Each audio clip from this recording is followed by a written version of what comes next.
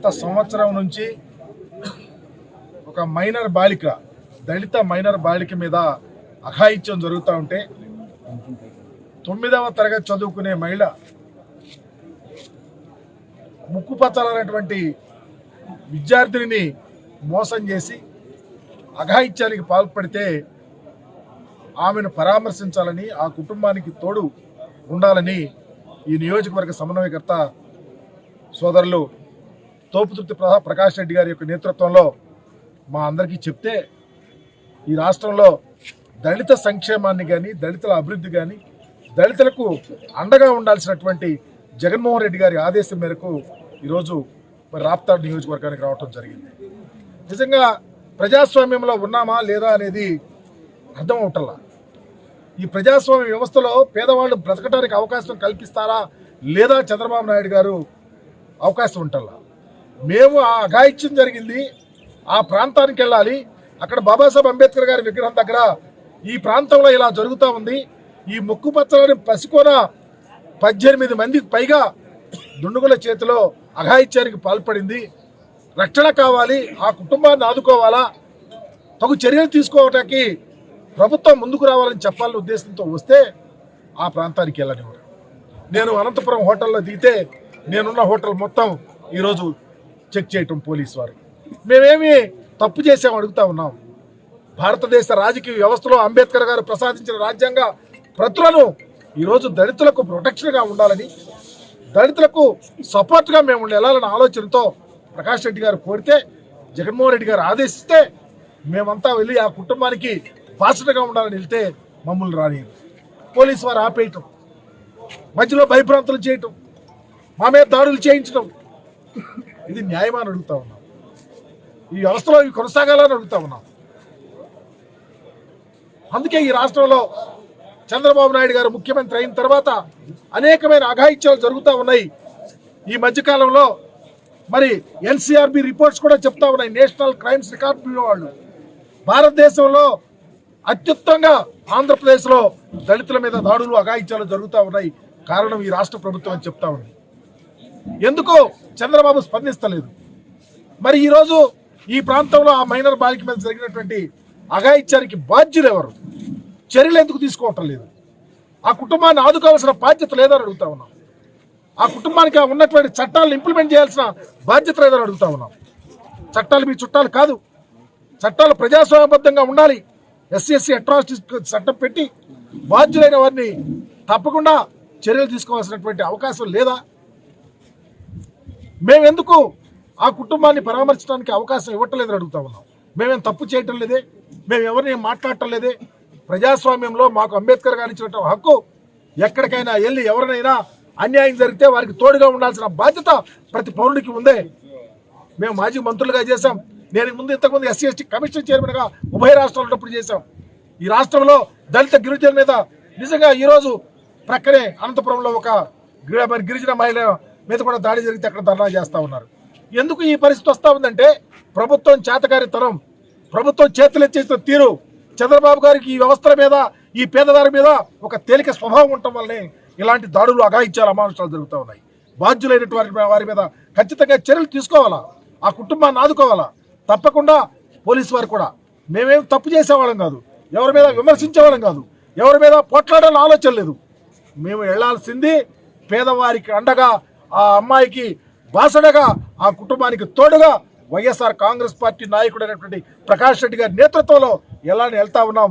మాకు అవకాశం కల్పించమని కోరుకుంటూ, ఇలాంటి అట్రాసిటీస్ రాష్ట్రంలో పురికొల్పొద్దు, మీరు పెంచి పోషించొద్దు, ఈ అఘాయిత్యాలను ఖండించండి. చంద్రబాబు గారు ఇప్పటికైనా కడుపు కలగాలని చెప్పి మీ ద్వారా తెలియపరుస్తా ఉన్నాను. కాలంగా జరుగుతున్నటువంటి హత్యలు, హత్యాయత్నాలు, మానభంగాలు, దోపిడీలు, దాడులు, అక్రమ కేసులు, అనేక దుర్మార్గాలు గత సంవత్సర కాలంగా జరిపినటువంటి పరిస్థితి ఈ రాష్ట్ర ప్రజానీకం గమనించింది. రాష్ట్రంలో దాదాపుగా 2466 అక్రమ కేసులు నమోదైతే రాప్తాడు నియోజకవర్గంలో దాదాపుగా 40-50 అక్రమ కేసులు నమోదు కావడం జరిగింది. ఇవి అంటే దాదాపుగా 3 నుంచి 400 మంది పైన అక్రమ కేసులు పెట్టడం జరిగింది. మరి ఇంత దుర్మార్గాలు జరుగుతూ ఉన్నాయి. దీని మీద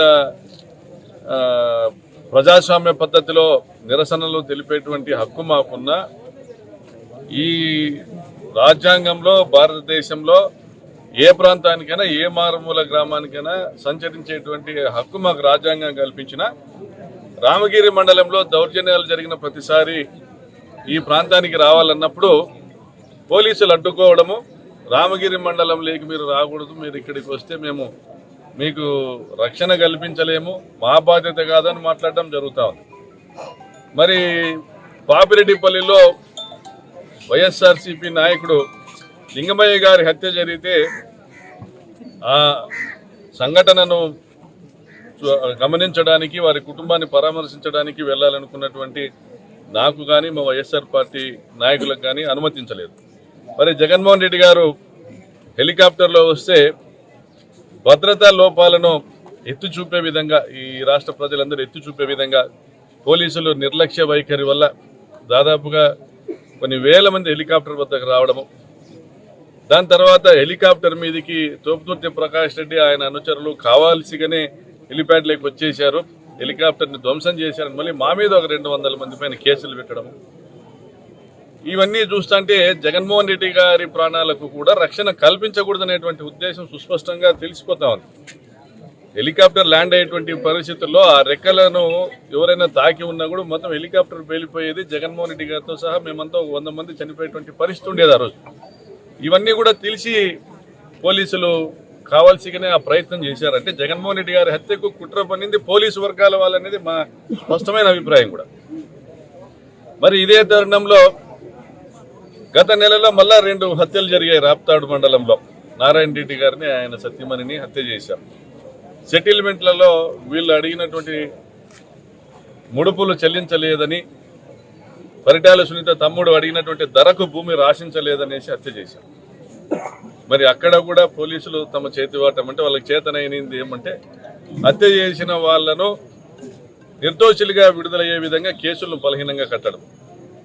మరి ఈ సంఘటనలు మర్చిపోకముందే మొన్న ఏడుగురాలపల్లిలో 8వ తరగతి చదువుతున్నటువంటి ఒక దళిత బాలిక పైన గత సంవత్సర కాలంగా దాదాపుగా 14 మంది తెలుగుదేశం పార్టీ ప్రధాన నాయకులు, కార్యకర్తలు సామూహికంగా ఆమె పైన అత్యాచారం చేయడము, వీడియో చిత్రీకరించి కంప్లైంట్ ఇస్తే లేదా ఇది వెలుగులోకి వస్తే ఈ వీడియోని బయటకు పెడతామని బ్లాక్మెయిల్ చేస్తూ అత్యాచారం చేయడము, పెద్ద మనుషుల దగ్గరికి పోతే ఆ పెద్ద మనుషులు కూడా వాళ్ళని లోపరుచుకునేటువంటి పరిస్థితి ఎంత దుర్మార్గం ఉందంటే ఈ రాజ్యంలో మహిళలు స్వేచ్ఛగా సంచరించేటువంటి పరిస్థితి కూడా లేదా. అయ్యా ఎక్కడున్నారయ్యా గాంధీ గారు, గాంధీ మహాత్ములు అర్ధరాత్రి ఆడది స్వతంత్రంగా సంచరించేటువంటి కాలం వచ్చినప్పుడే గ్రామ స్వరాజ్యం అని, అది స్వేచ్ఛా భారతం అని చెప్పారు. మరి ఎక్కడున్నారు గాంధీ గారు, ఎక్కడున్నారో? ఈ దేశంలో స్వేచ్ఛా స్వాతంత్రాలు ఉన్నాయో లేదా కానీ ఆంధ్రప్రదేశ్ రాష్ట్రంలో అయితే లేవు. మరి ఇటువంటి సంఘటన జరిగింది, ఆ కుటుంబాన్ని పరామర్శించాలనేసి మాజీ మంత్రి గారు, మా రాష్ట్ర దళిత నాయకులు మేరుగ నాగార్జున గారు, అదేవిధంగా సాకే శైలజనాథ్ గారు మాజీ మంత్రివర్యులు, అదేవిధంగా ఉషశ్రీ చరణ్ గారు మాజీ మంత్రివర్యులు, మా జెడ్పీ చైర్మన్ గారు, మా కార్పొరేషన్ చైర్మన్ గారు, అందరూ ప్రధానమైన నాయకులు అందరూ కూడా ఆ ప్రాంతాన్ని సందర్శిద్దాము, అక్కడ ఎందుకు ఇలా జరుగుతూ ఉంది, ఎందుకంటే ఎస్పీ గారు చెప్పినది బట్టి అది మొదటి సంఘటన కాదు, చివరి సంఘటన కాదు, గతంలో అనేక సంఘటనలు జరిగే వెలుగులోకి రాలేదని కూడా చెప్తా ఉన్నారు పోలీసు వర్గాల వారు. మరి ఇటువంటి పరిస్థితుల్లో మనం ఎక్కడున్నాం? ప్రజాస్వామ్యంలో ఉన్నామా, ఆటవిక రాజ్యంలో ఉన్నామా? ఈరోజు అబలలను మనం సబలను బలవంతులుగా వాళ్లకు సాధికారతను కల్పించేటువంటి జగన్మోహన్ రెడ్డి గారు ఓడిపోయిన తర్వాత వారిని అబలలుగా మార్చి బలహీనపరిచి వాళ్ళు గొంతును కూడా ఎత్తి మాట్లాడేటువంటి పరిస్థితి లేని పరిస్థితుల్లో తమకు జరిగిన అన్యాయాన్ని కూడా అవమానం పేరుతో చెప్పుకునేటువంటి పరిస్థితులు కల్పించేటువంటి ఈ చీకటి రాజ్యంలో ఉన్నామా?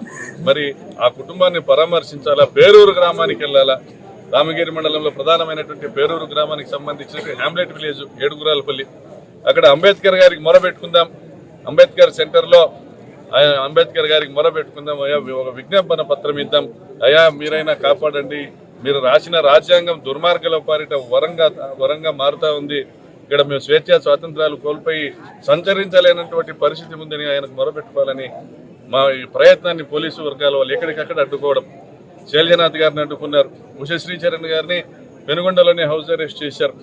ఈరోజు ఇక్కడ కూడా మేము మద్దెల చెరువు గ్రామంలో ఉంటాము, మాకు సమయం కేటాయించండి, మేము ఈ కార్యక్రమం ఏర్పాటు చేసుకోగానే తెలుగుదేశం పార్టీ వాళ్ళు జెండాలు పట్టుకొని తిరుగుతూ ఉన్నారు. పేరూరు గ్రామంలో వాళ్ళు రామగిరిలో పెట్టుకున్న కార్యక్రమాన్ని పేరూరుకి షిఫ్ట్ చేసుకుని మేము వస్తున్నామని చెప్పేసి అక్కడ కర్రలు పట్టుకొని వాళ్ళంతా తెలుగుదేశం పార్టీ గూండాలు అక్కడ స్థానికుల్ని ప్రజల్ని భయభ్రాంతులు చేసుకుంటా ఆస్తులు ధ్వంసం చేసుకుంటా మేము ఇక్కడ వైఎస్ఆర్సీపీ వాళ్ళు రాకూడదని సంచరిస్తూ ఉన్నారు.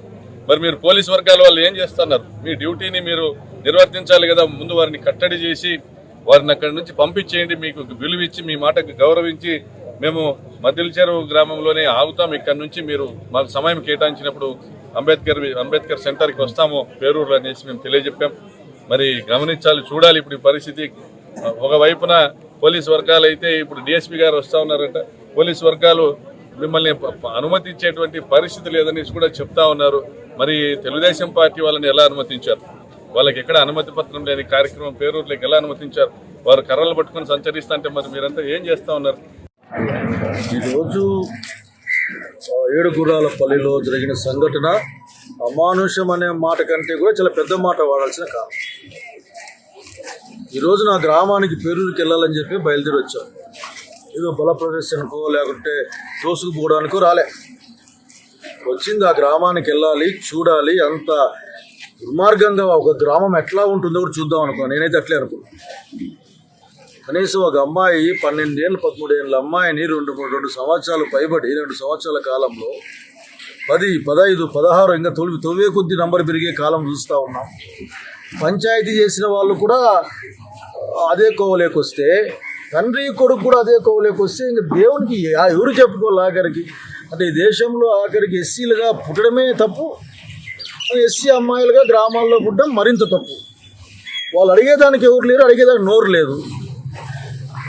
కానీ ఈరోజు బహుశా పోలీసులు చాలామంది నాకంటే ఎక్కువ ఉన్నారు, కానీ నాకు ఆ ఉద్దేశం కూడా లేదు. నేను ఆ గ్రామాన్ని చూడాలి అనుకున్నాను, ఆ గ్రామం గురించి మాట్లాడాలనుకున్నాను. అసలు మానవుల కాలంలో ఉన్నామా లేదా? పేపర్లో చూశాను, ఎస్పీ గారి రిపోర్టే చూశారేమో, ఇంతకుముందు ఇట్లాగే ఉంది, ఒక ఇద్దరు చనిపోయారు అంటే అంతా ఏంటి? Who is protecting? ఎవరు కాపాడుతున్నారు వాళ్ళని? చాలా ఏళ్ళుగా ఎట్లే ఉంటే అన్ని గవర్నమెంట్లు ఉన్నాయి కదా, మరి ఎవరు కాపాడుతారు దాన్ని? ఈరోజు బయటకు వచ్చినాక కూడా నిజంగా నేను హాస్పిటల్కి వెళ్ళాను. ఆ బిడ్డకి నేను పోలే లోపలికి, ఫోక్సో చట్టమని పంపలేదు నన్ను. మా సర్పంచ్ని పంపించాను, పార్వతమ్మని.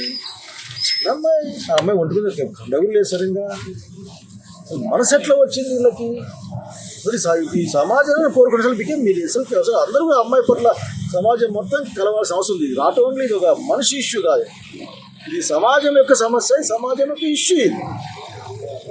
కాబట్టి ఏదో ఇప్పుడు తెలుగుదేశం పార్టీ విజయోత్సవం జరుగుతున్నా మేము పంపలేమని పోలీసులు అంటాము. మేము ఘర్షణకు రాలేదు, నేను దాడికి కూడా రాలేదు. నేను ఆ గ్రామానికి పోయి చూద్దామని వచ్చాను. కాబట్టి వాళ్ళు ఇచ్చిన మాటని 3 గంటలకు ఏదో ఫ్రీ అవుతుందంటా ఉన్నారు. అట్లాగే తొందరలోనే ఒక పెద్ద సంఖ్యలో ఆ గ్రామానికి వెళ్ళాలి, దాన్ని లిబరేట్ చేయాలి. దాన్ని ఇటువంటి విషయాల్ని ఎవరు ప్రోత్సహించకూడదు.